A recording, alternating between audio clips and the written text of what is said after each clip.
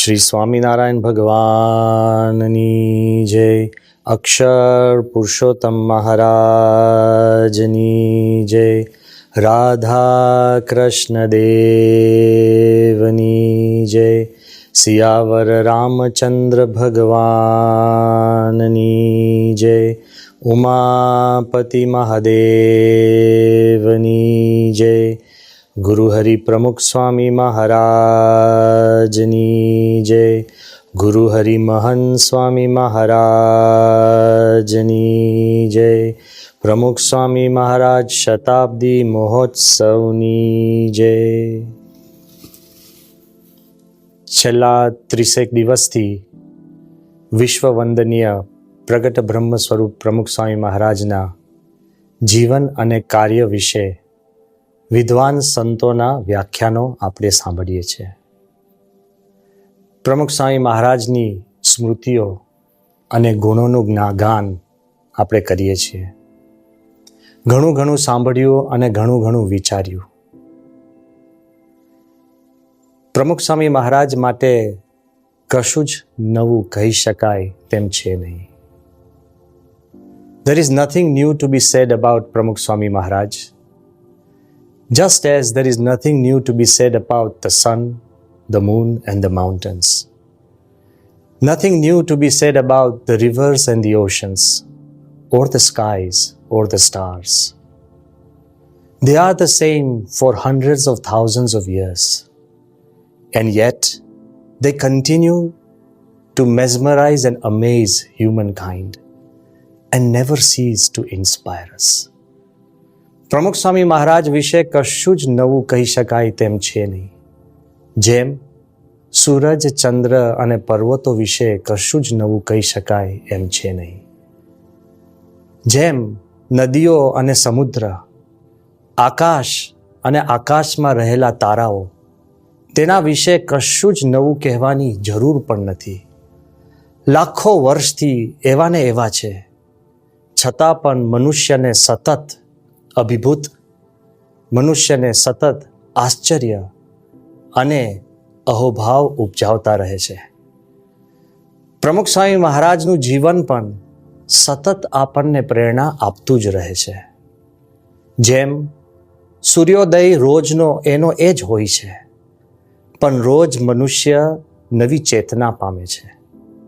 પૂનમનો ચંદ્ર નવો નથી, એનો એ જ છે, પણ ક્યારેય રોમાંચિત કરવાનું ભૂલતો નથી.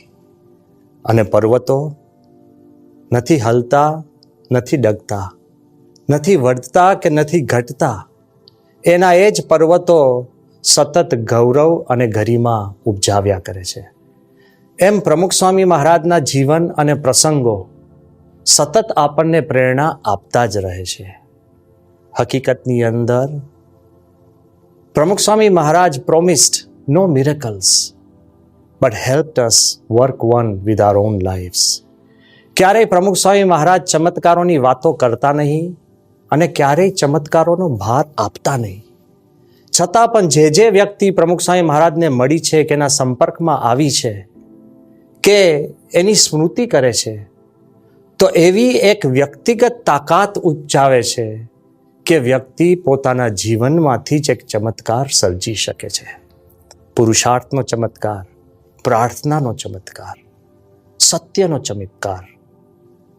હા, એક વાત સત્ય છે કે પ્રમુખ સ્વામી મહારાજનો જન્મ 7 ડિસેમ્બર 1921 થયો અને અંતર્ધાન 13 ઓગસ્ટ 2016. કોક કહેશે કે પ્રમુખ સ્વામી મહારાજ 95 વર્ષ આ પૃથ્વી ઉપર રહ્યા, પણ હકીકતની અંદર મહાપુરુષનું જે જીવન હોય છે એ કોઈ સમયની સીમામાં આપણે બાંધી શકતા નથી. એ પછી 50 વર્ષ કે 100 વર્ષ એ વર્તમાનથી ઉપર ઉઠીને ભૂતકાળને સ્પર્શી શકે છે અને ભવિષ્યને અજવાળી શકે છે. The power of Pramukh Swami Maharaj's life was that he touched the past and transformed the future. જ્યારે દિલ્હીનું અક્ષરધામ જોઈને એક મહાન ધર્મગુરુ પ્રમુખ સ્વામી મહારાજને મળ્યા ત્યારે અતિ નમ્ર ભાવે એમને સ્વામીશ્રીને વાત કરી कि स्वामी जी अब तक जितने हमारे मंदिर नष्ट किए गए हुए हैं वो सब का जवाब आपने एक बनाकर दे दिया। प्रमुख स्वामी अति नम्रताथी कीधुं कि स्वामीजी अमे कोईने जवाब आपवा कर्यो नथी, अमे तो केवल योगीजी महाराजनो संकल्प हतो एटले कर्युं छे। पण धर्मगुरुनी भावना ए हती के जे भूतकाळना छुपा दुख अने दर्द जे आपणी संस्कृति नाश कर्याना जे हतो ए तमाम अक्षरधाम द्वारा ए दर्द छिन्न भिन्न थई जाय छे, सुख उत्पन्न थाय छे। तो प्रमुख स्वामीनुं एक कार्य अक्षरधाम जेवुं ए भूतकाळने पण स्पर्शी शके छे अने बदली शके छे। अने ए ज अक्षरधाम विषे वामदेव शास्त्री, डेविड फ्रोली नामना बहु ज मोटा प्रख्यात आर्कियोलॉजिस्ट अने इंडोलॉजिस्ट, पद्मभूषण, एमणे वात करी अक्षरधाम जोईने संतो साथे चर्चा करी एनो भावार्थ हूँ रजू करूँ छूं। एमणे कह्युं के आवा महान अने भव्य महामंदिरो अने आवा पत्थरना स्मारको एक समय भूतकाळमां राजा महाराजाओ करता।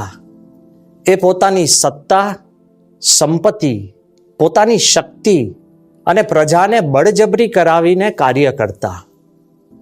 પણ આ 12મી સદી પછી જો પ્રથમ આવું કાર્ય ક્યાંક થયું હોય એ પ્રમુખ સ્વામી મહારાજે સત્તાથી નહીં પણ પ્રેમથી, એ કોઈ શક્તિથી નહીં પણ માનવ શક્તિથી, એ કોઈ સંપત્તિથી નહીં પણ ભક્તિથી, અને કોઈ બળજબરીથી નહીં પણ સ્વયંસેવક કહેતા કે સ્વેચ્છાથી આવું કાર્ય કર્યું છે, તો ભારતનું 1000 વર્ષોનું ભવિષ્ય આ અક્ષરધામમાં ઘડાયેલું હું જોઉં છું।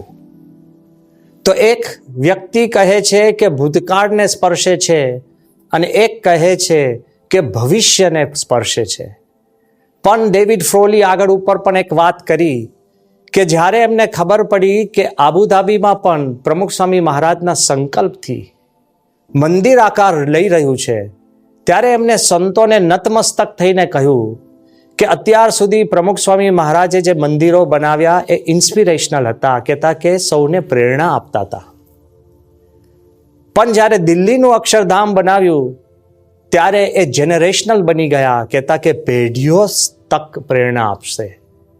અને જ્યારે આબુધાબીમાં આ પ્રથમ માનવ માત્રનો ઇતિહાસ શરૂ થયો ત્યારથી આજ દિન સુધી આ પ્રથમ 7 શિખરનું હિન્દુ મંદિર જો બને છે તો એ સિવિલાઇઝેશનલ છે, કહેતા કે સભ્યતાને અસર કરે છે।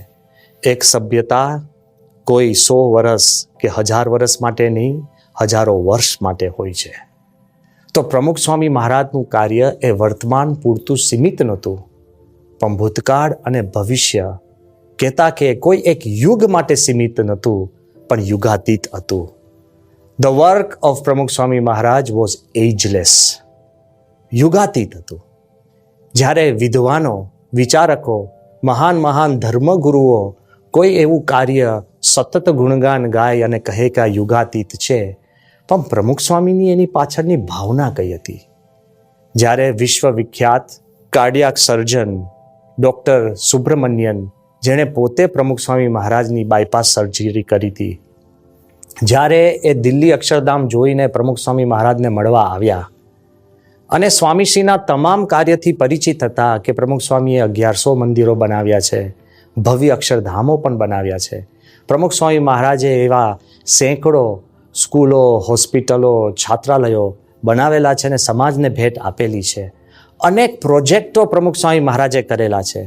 અક્ષરધામ જોઈ અને પ્રમુખ સ્વામીને પ્રથમવાર જ્યારે મળતા હતા ત્યારે ડૉક્ટર સુબ્રમણ્યને ખૂબ રાજી થઈને સ્વામીશ્રીને કહ્યું કે Swamiji, what is your next project? હવે જ્યારે તમે 85 વર્ષની કોઈ વ્યક્તિ હોય અને બાયપાસ સર્જરી કરેલી હોય અને જ્યારે સૌ કોઈ રિટાયર થવાના વિચાર કરતા હોય, એને જ્યારે ડૉક્ટર પૂછે કે તમારો હવે બીજો પ્રોજેક્ટ કયો, ત્યારે પ્રમુખ સ્વામીએ અતિ નમ્રતાથી કહ્યું કે સાહેબ, ભજન કરવું અને કરાવવું, ભગવાન સ્વામિનારાયણે અમને કાયમી એક પ્રોજેક્ટ આપેલો જ છે શાંતિનો, જે વિશ્વમાં શાંતિ થાય, સમાજમાં શાંતિ થાય અને વ્યક્તિઓને શાંતિ થાય. કાયમી શાંતિનો પ્રોજેક્ટ છે, પણ વચમાં આવા અક્ષરધામ બની જાય છે. જે કાર્ય આખી દુનિયા નવાજે છે કે યુગાતીત છે, પ્રમુખ સ્વામી મહારાજ માટે તો શાંતિ એ જ કાર્ય યુગાતીત હતું. અને એ કેવળ સમાજમાં અને વિશ્વમાં નહીં, પણ વ્યક્તિગત. જ્યારે એકવાર પ્રમુખ સ્વામી મહારાજ મુંબઈમાં બિરાજમાન હતા અને મુંબઈની અંદર રાતના સ્વામી પોઢવા જતા હતા, તે વખતે સ્વામી ખાટલા પર બેઠા બેઠા પ્રમુખ સ્વામીએ વિવેક સાગર સ્વામીને વાત કરી કે વિવેક સાગર, તમને ખૂબ સારા સમાચાર આપો. અમે બધા સંતો પણ આજુબાજુ હતા અને અમને લાગ્યું કે અમે જ્યારે પ્રમુખ સ્વામીને અવારનવાર સારા સમાચાર આપતા હોય ત્યારે પ્રમુખ સ્વામી કોને સારા સમાચાર કહે છે. મારા મનમાં તો વિચાર શરૂ થઈ ગયા કે ઓસ્ટ્રેલિયામાં જમીન મળી ગઈ, કે LAમાં જમીન મળી ગઈ, લંડન અમેરિકામાં આપણે પ્રશ્ન તો એનો પાર પડી ગયો, કંઈક એવું પ્રોજેક્ટ થઈ ગયો કે પ્રમુખ સ્વામી કહે છે કે ખૂબ સારા સમાચાર આપો. પછી ધીરે રહીને સ્વામીએ કહ્યું કે આજે મોહનબાનો પત્ર હતો, એક સત્સંગી બેન મોહનબા. સ્વામી કે આજે એમનો પત્ર હતો અને એમાં લખ્યું છે કે 35 વર્ષ પછી મારા સાસુ સસરાએ મને ફરીવાર સાસરે પાછી બોલાવી. 35 વર્ષથી એના લગ્ન જીવનનો પ્રસંગ હશે અને દર વર્ષે એ પત્ર લખતા હતા. 35 વર્ષથી પ્રમુખ સ્વામી મહારાજ પ્રાર્થના કરતા હતા અને સૌ કોઈને સમજાવવાનો પણ પુરુષાર્થ કરતા હતા. અને 35 વર્ષ પછી કોઈક એક બહેનના લગ્ન જીવનમાં સુખ શાંતિ મળે, કોઈનું ઘર ફરી શાંતિ પામે, એ પ્રમુખ સ્વામી મહારાજ માટે સારામાં સારા સમાચાર હતા. આ કેવળ કોઈ ભાવના નથી, એમના કાર્ય તો યુગાતીત હતા, પણ શાંતિ એમનો મૂળભૂત વિચાર હતો. અને જ્યારે કોઈ પણ કાર્ય વિચાર બની જાય, કોઈ પણ કાર્ય એક વિચારધારા બની જાય, ત્યારે એ કાર્ય સમયાતીત થઈ જાય છે. સરદાર પટેલનું એક કાર્ય ભારતના 562 રજવાડાઓ એક કર્યા. કાર્ય એક હતું, પણ એક ભારત, અખંડ ભારત અને અડીખમ ભારત એક વિચાર અને વિચારધારા બની ગયું. તો પછી સરદાર પટેલના જીવન કરતા પણ એ વધુ અગત્યનું બની જાય છે. ગાંધીજીએ નોન વાયલન્ટ રેવોલ્યુશન કહેતા કે અહિંસક ક્રાંતિ શરૂ કરી. 1915થી લઈ જ્યાં સુધી ભારતને 1947ની અંદર સ્વતંત્રતા મળી ત્યાં સુધી એ ક્રાંતિ ચાલુ રાખી.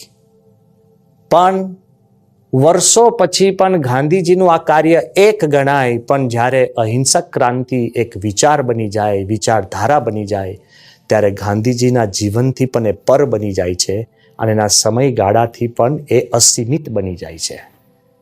એ જ ગાંધીજીના આ વિચાર અને વિચારધારા પરથી નેલ્સન મંડેલા સાઉથ આફ્રિકાના, માર્ટિન લુથર કિંગ અમેરિકાના, આન્ડ્રે સખરોફ એ રશિયાના, વાત્સલાવ હાવેલ એ ચેકોસ્લોવેકિયાના, કે પછી પોલેન્ડના લેક વલેન્સા, એવા મોટા મોટા માનધાતાઓ પણ એ વિચારધારાથી પોતાના દેશમાં પણ પરિવર્તન લાવી શક્યા.